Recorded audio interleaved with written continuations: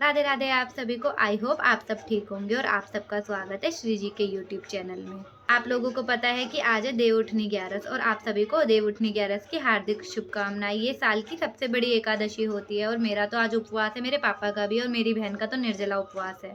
आज के दिन ही खाटू श्याम जी का जन्मदिन मनाया जाता है और तुलसी विवाह भी आज के दिन ही होता है, लेकिन हमारे घर पे तुलसी विवाह नहीं होता। हमारे यहाँ तो आज के दिन देव उठाए जाते हैं। मैंने आप लोगों के साथ सुबह की पूजा तो शेयर कर दी थी, लेकिन ये है शाम की पूजा और हमारे यहाँ पर कैसे कैसे सारी चीजें होती है वो मैं आपको इस वीडियो में दिखाने वाली हूँ।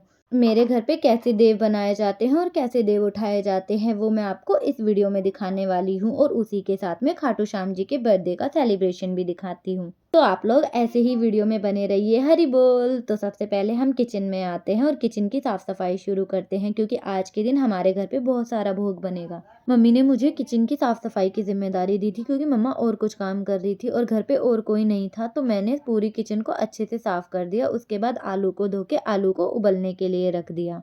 उसी के साथ मैंने दूसरी तरफ शकरकंदी उबलने के लिए रख दी थी, क्योंकि ये हमारी भोग सेवा में यूज होगी। आलू तो उबल चुके हैं, तो मैंने कुकर की गैस निकाल के सारे आलूओं को ठंडे पानी में डालना स्टार्ट कर दिया। इतने आलू ठंडे होंगे मैं कुछ और काम कर लूंगी। और वैसे भी मुझे रात्रि भोग में आज दो दो भोग बनाने हैं, सबसे पहले तो देव उठन के लिए और दूसरा उपवास के लिए। मेरे पापा व्रत में कुट्टू का आटा खाते हैं और मैं व्रत में सिर्फ फलार खाती हूँ, इसलिए मम्मी को आज बहुत सारा भोग बनाना पड़ेगा। आधे से ज़्यादा तैयारी तो मम्मी ने करके रख दी है और दूध उबलने के लिए रख दिया है लाला और लाली के लिए।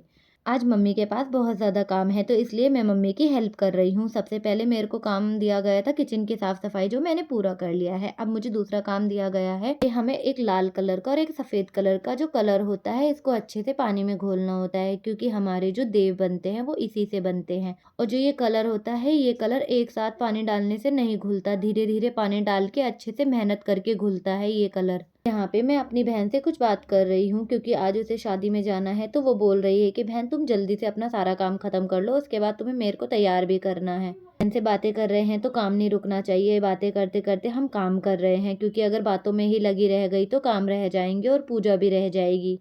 रेड कलर का जो कलर होता है उसे घोलने में बहुत ही ज़्यादा मेहनत लगी है, वो तो घुल ही नहीं रहा था। मैंने इतना ज़्यादा पानी डाल दिया कि फिर मुझे दोबारा वापस वो ग्लास में पानी डालना पड़ा और हाथ से उसे दोबारा से घोलना पड़ा।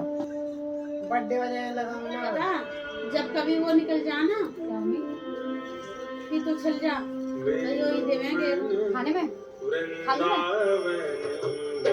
ठीक है ना खा जाओ जी का ये हो गया है। उसने दे मेरा अब सब एक ही काम में तो नहीं लग सकते हैं, इसलिए सब लोगों को अलग अलग काम दिया गया है। यहाँ पे मेरी बहन और मेरे भाई भजन सुनते हुए बैलून फुला रहे हैं, क्योंकि श्याम बाबा का जन्मदिन है, तो ये सारे बैलून हमें मंदिर में लगाने हैं। सारे बैलून मेरे कमरे में ही फैल गए थे और यहाँ पे देखो मेरे भाई को मस्ती सूझ रही है काम की जगह। ये लड़का भी ना जब काम दिया जाता है तो काम नहीं करता, सिर्फ मस्ती करता है। हमारे कलर तो अच्छे से घुल गए हैं। अब चलते हैं दूसरा काम करने के लिए, जो कि है हमारा दिया भिगोने का। हमने दियों को भिगो कर रख दिया।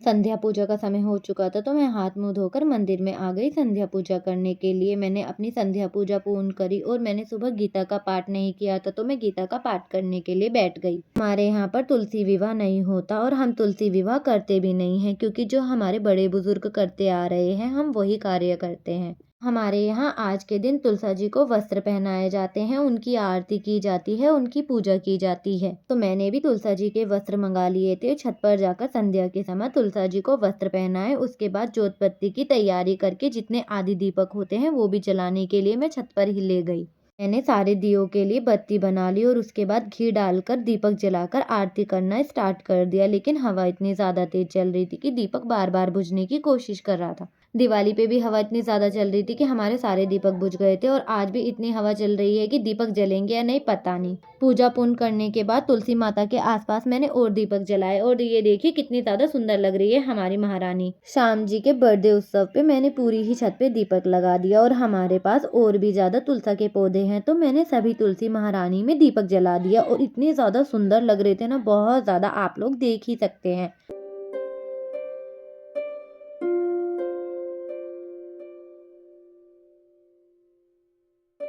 नीचे आने के बाद में मैंने जो दीपक भिगो के रखे थे उन्हें बाहर निकाल के रख दिए, क्योंकि अभी श्याम बाबा का जन्मदिन उत्सव बाकी है, हमें उसकी भी तैयारियां करनी है। यहाँ पे मम्मी देव उठाने के लिए पूजा की तैयारी कर रही है, तो उनके लिए जो भोग में बनेगा वो होता है चूरमा, और चूरमे की तैयारी के लिए मम्मी ने सबसे पहले पराठा बनाया है।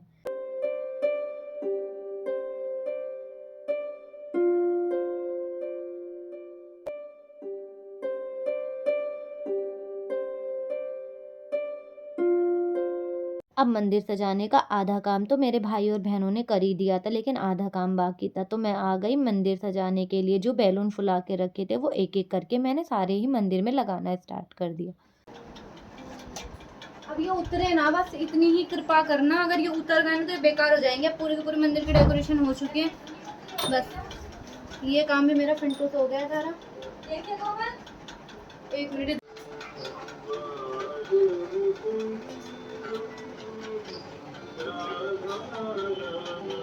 ये देखिए, आप लोग भी देखिए हमारे 1 घंटे की मेहनत। वैसे तो हमने ज़्यादा कुछ नहीं किया है, लेकिन हमने पूरी कोशिश की है कि हमारा मंदिर बहुत अच्छा दिखे।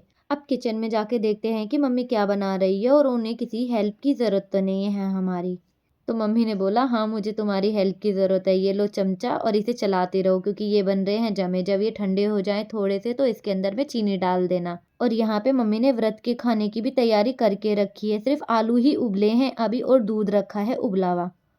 यहाँ पे जवे बन के थोड़े ठंडे हो गए थे तो मैं आ गई और मैंने चीनी डालकर इन्हें अच्छे से चलाकर ढक के रख दिया।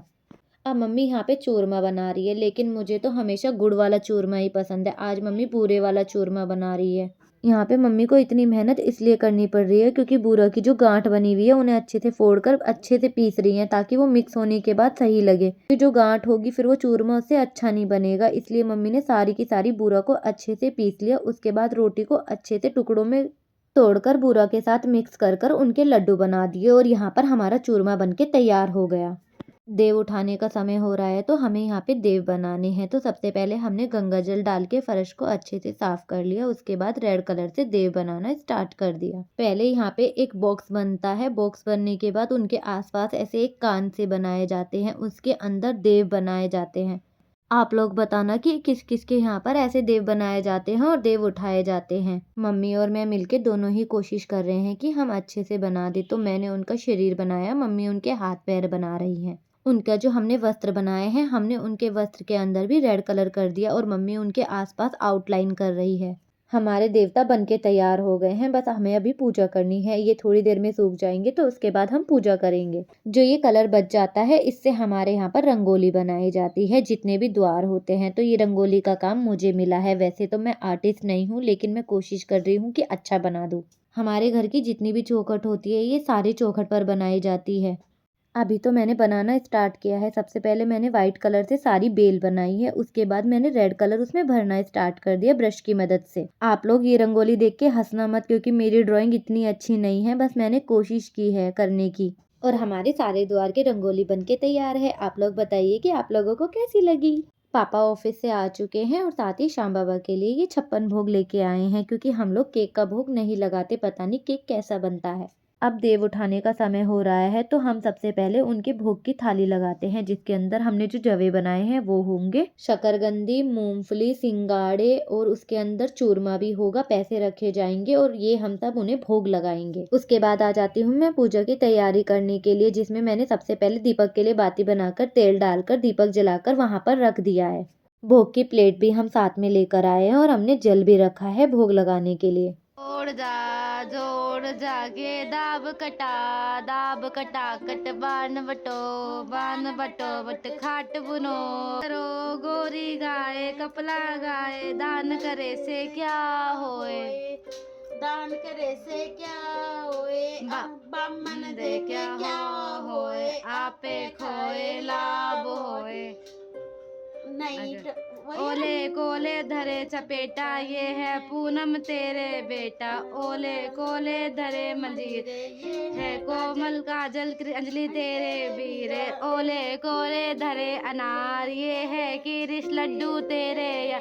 जितने बाहर चोटलिया, इतने इस घर बहुअड़िया। जितने बाहर जाओ झुंड, इतने इस घर जन्मे पू।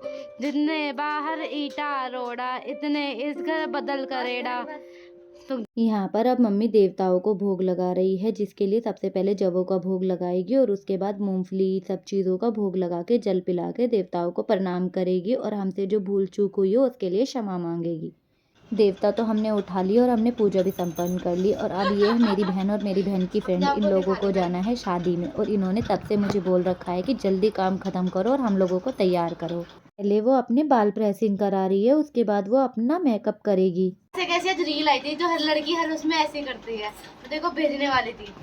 अच्छा नहीं भेजी, क्योंकि तेरी हर फोटो में ऐसे ही होता है कि इंतजार में मेरी बारी कब आएगी। ओ भाई सेम पिंच कमल, वो सोच रही है कब इनका हो तो कब मेरी बज्जी आए, कब मेरे बाल भी अच्छे अच्छे दिखे। सारे खराब हो गए। ये देखो, ये यहाँ पे चल रही है प्रेसिंग, क्योंकि हमें जाना है शादी में। खाने के लिए हम कह रहे थे इतना को कि मतलब हमारे लिए भी ले भाई ये तो खाने बहुत प्रेशर है मेरे पे खाने से ज्यादा लाने का।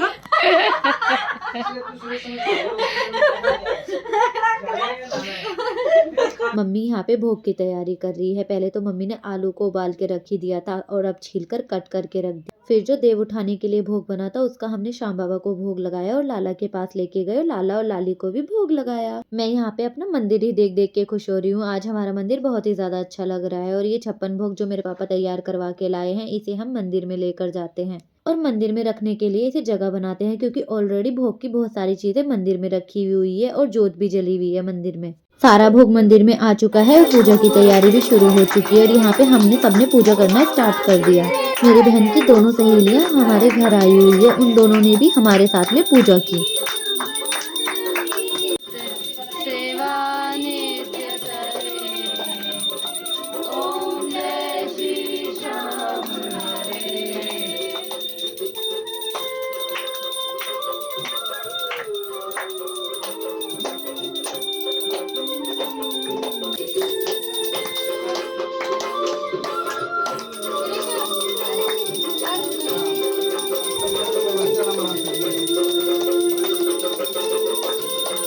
पूजा पूरी होने के बाद में अब आती है बारी श्याम बाबा को भोग लगाने की। तो हम लोगों ने पर्दा लेकर पर्दा लगा दिया मंदिर के सामने। उसके बाद भोग आरती गाई और बाबा को भोग लगाया। उसके बाद मेरे फैमिली मेंबर ने प्रसादी पाई और जो मेरी बहन की सहेली आई थी उन दोनों ने भी प्रसादी पाई और घर के लिए भी प्रसाद लेकर गए। प्रसादी बहुत ज्यादा थी तो हम लोगों ने प्रसादी अपने आसपास के पड़ोसियों में भी दे दी। उसके बाद बारी आती है घर में दिए लगाने की। मैंने छत पे तो सारे दिए लगा दिए थे।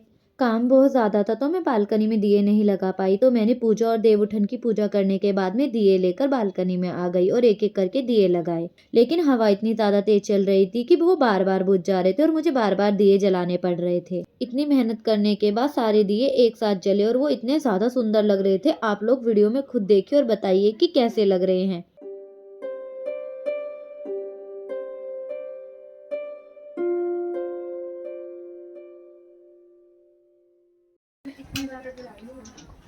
मेरी तो हालत खराब हो रही है, इतनी ज्यादा थक चुकी हूँ ना मैं किसी को कुछ नहीं बता सकती। मम्मी और मेरा तो 4 बजे से हालत खराब हो रखी है।